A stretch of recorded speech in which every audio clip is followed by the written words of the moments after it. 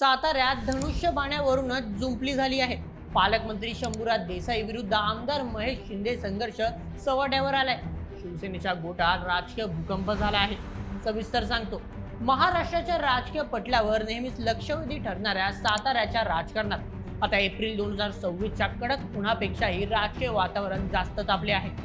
एकीकडे सत्ताधारी पक्षांमध्ये सर्व काही आलबेल असल्याचा दावा केला जात असतानाच शिवसेनेत म्हणजे शिंदेगडमध्ये मात्र अंतर्गत गटबाजीचा ज्वालामुखी उफाळून आला आहे. ही केवळ एका जिल्ह्याची बातमी नाही, तर ही आहे सत्ता, वर्चस्व आणि अस्तित्वाची सर्वात स्पायसी आणि खळबळजनक इनसाइड स्टोरी. साताऱ्याचे पालकमंत्री आणि राज्याचे मंत्री शंभूराज देसाई आणि कोरेगावचे आक्रमक आमदार महेश शिंदे हे आता थेट एकमेकांसमोर उभे टाकले आहेत. पक्षाच्या दोन बड्या नेत्यांमधील हा कलह आता रस्त्यावर आला असून साताऱ्यात नेमकं बॉस कोण हा प्रश्न निर्माण झाला आहे. चला तर मग या संपूर्ण राजकीय नाटकाच्या मुळाशी जाऊया आणि सविस्तर जाणून घेऊया की नेमकं काय घडले आहे ते. 20 एप्रिल 2026च्या दरम्यान आयोजित करण्यात आलेल्या पक्षाच्या प्रमुख नेत्यांच्या दौऱ्यावरून या वादाला तोंड फुटले. कोरेगावचे आमदार महेश शिंदे यांनी अचानक माध्यमांसमोर येऊन थेट स्थानिक नेतृत्वावर म्हणजे पर्यायाने पालकमंत्री शंभूराज देसाईंवर गंभीर आरोपांच्या फैरी झाडल्या. महेश शिंदे यांनी अत्यंत उघडपणे आपली नाराजी व्यक्त करत म्हटले की मला पक्षात सुरुवातीपासूनच अत्यंत दुय्यम आणि वेगळी वागणूक दिली जात आहे. उपमुख्यमंत्र्यांच्या साताऱ्यातील दौऱ्याच्या पार्श्वभूमीवर मला या कार्यक्रमाचे ना कोणते अधिकृत निमंत्रण मिळाले ना कोणाचा साधा फोन आला, असा मोठा दावा त्यांनी केला. एवढंच नाही तर उपमुख्यमंत्री झाल्यानंतर बॅनरवर माझे फोटो जाणीवपूर्वक डावलले जात आहेत असा आरोप करत त्यांनी साताऱ्यातील बॅनरबाजीच्या राजकारणाचे वाभाडे काढले. हा पक्षाचा पहिलाच कार्यक्रम नाही की जिथे मी जाणार नाही, पण मला जाणीवपूर्वक दूर ठेवले जात आहे, असे सांगत महेश शिंदे यांनी थेट बंडाचे निशाणच फडकवले आहे. या सर्व वादात महेश शिंदे यांनी विचारलेला एक प्रश्न सर्वात जास्त खळबळजनक ठरला आहे. त्यांनी थेट स्थानिक पक्ष संघटनेवर बोट ठेवत विचारले की सातारा जिल्ह्यात शिवसेनेचे शिवसैनिक आहेत तरी कुठे? हा प्रश्न साधा सुद्धा नाही. यातून त्यांनी थेट पालकमंत्री शंभूराज देसाई यांच्या गेल्या 5 वर्षाच्या कार्यकाळातील पक्षवाढीच्या कामगिरीवरच प्रश्नचिन्ह निर्माण केले आहे. पालकमंत्री पदाची जबाबदारी 5 वर्षे त्यांच्याकडे असूनही साताऱ्यात पक्षाला अपेक्षित वाढ साधत आलेली नाही, असा थेट वार महेश शिंदे यांनी केला आहे. महेश शिंदे यांच्या या खळबळजनक आरोपानंतर पालकमंत्री शंभूराज देसाई शांत बसणे शक्यच नव्हते. 21 एप्रिल 2026 रोजी मंत्री शंभूराज देसाई यांनी अत्यंत कडक शब्दात महेश शिंदेच्या आरोपांची हवा काढली. देसाईंनी स्पष्ट केले की शिवसेना हा वंदनीय बाळासाहेब ठाकरेंच्या विचारांवर चालणारा अत्यंत शिस्तबद्ध पक्ष आहे.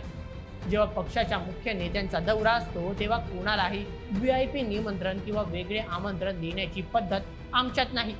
एकदा कार्यक्रमाची वेळ आणि जागा निश्चित झाली की सर्व पदाधिकारी आणि लोकप्रतिनिधींनी तिथे स्वतःहून उपस्थित राहणे अपेक्षित असते.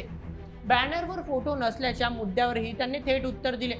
काही बॅनरवर फोटो नव्हते ही बाब खरी असली तरी जिल्हा प्रमुखांना तातडीने आदेश देऊन आमदार शिंदेंना कार्यक्रमाची पूर्वकल्पना देण्याच्या सूचना दिलेल्या आहेत, असे देसाईंनी स्पष्ट केले.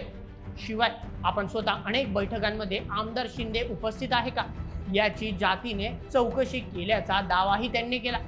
या वादातील सर्वात मोठा राजकीय काउंटर अटॅक शंभूराज देसाई यांनी केला तो महेश शिंदेच्या अस्तित्वाच्या दाव्यावर. जर सातारा जिल्ह्यात शिवसेनेची ताकद नाही असे महेश शिंदे म्हणत असतील आणि मी स्वतःच्या ताकदीवर आणि मतांवर निवडून आलो असा दावा करत असतील तर तो रात्रंदिवस राबवणाऱ्या निष्ठावान शिवसैनिकांचा सर्वात मोठा अवमान ठरेल, असा सनसनीत टोला देसाईंनी लगावला. जिल्ह्यातील जेवढीही लोकप्रतिनिधी आज निवडून आली आहेत ते केवळ आणि केवळ शिवसैनिकांच्या ताकदीवरच निवडून आले आहेत याची आठवण त्यांनी करून दिली. या राजकीय भूकंपाची पाळेमुळे आजची नाही, यासाठी आपल्याला थोडं भूतकाळात जावं लागेल. महेश शिंदे यांची राजकीय कारकीर्द अत्यंत रंजक राहिली आहे. त्यांनी आपला प्रवास राष्ट्रवादी काँग्रेसमधून सुरू केला. त्यानंतर त्यांनी भारतीय जनता पक्षात म्हणजेच भाजपमध्ये प्रवेश केला. जेव्हा कोरेगाव विधानसभा मतदारसंघ शिवसेना भाजप युतीत शिवसेनेकडे गेले तेव्हा त्यांनी शिवबंधन बांधले आणि ते आमदार झाले. संघर्षाची खरी ठिणगी पडली ती जिल्हा परिषद निवडणुकीत. महेश शिंदे यांच्या पत्नी प्रिया शिंदे या शिवसेनेकडून निवडून आल्या होत्या. मात्र त्या शिवसेनेकडून किंवा महायुतीकडून अध्यक्ष झाल्या नाहीत। उलट महेश शिंदे यांनी मोठी राजकीय खेळी करत 2 सदस्यांना आपल्या बाजूला खेचले आणि शिवसेना राष्ट्रवादीकडे 37 जागांचे भक्कम बहुमत असतानाही चक्क भाजपचा अध्यक्ष बसवण्यात महत्त्वाची भूमिका बजावली। आम्ही सुरुवातीपासूनच भाजप सोबत काम करत आलो आहोत असे महेश शिंदे यांनी अगदी ठामपणे सांगितले। तेव्हापासूनच शंभूराज देसाई आणि महेश शिंदे यांच्यात एक अदृश्य भिंत उभी राहिली होती, जी आता पूर्णपणे कोसळली आहे। दुसरीकडे शंभूराज देसाई यांनी आकडेवारीचा दाखला देत महेश शिंदेंचा पक्षाची ताकद नाही हा दावा खोडून काढला आहे। सातारा जिल्ह्यात शिवसेना राष्ट्रवादी आघाडीने 37 जागा जिंकल्या आहेत आणि जिल्ह्यात 100हून अधिक लोकप्रतिनिधी निवडून आल्याचे स्पष्ट करत साताऱ्यात शिवसेना भक्कम असल्याचा दावा त्यांनी केला आहे। या सर्व घडामोडींमुळे साताऱ्यातील शिवसेनेचा म्हणजे शिंदे गटाचा अंतर्गत संघर्ष आता अक्षरशः चव्हाट्यावर आला आहे। एप्रिल 2026च्या या उष्ण वातावरणात साताऱ्यातील राजकीय तापमान सर्वोच्च पातळीवर पोहोचले आहे। हा वाद केवळ 2 नेत्यांमधील इगोचा राहिला नसून तो आता पक्षाच्या संघटनात्मक पातळीवर जाऊन पोहोचला आहे। यामुळे कार्यकर्त्यांमध्ये संभ्रम आणि असंतोष निर्माण होण्याची दाट शक्यता आहे।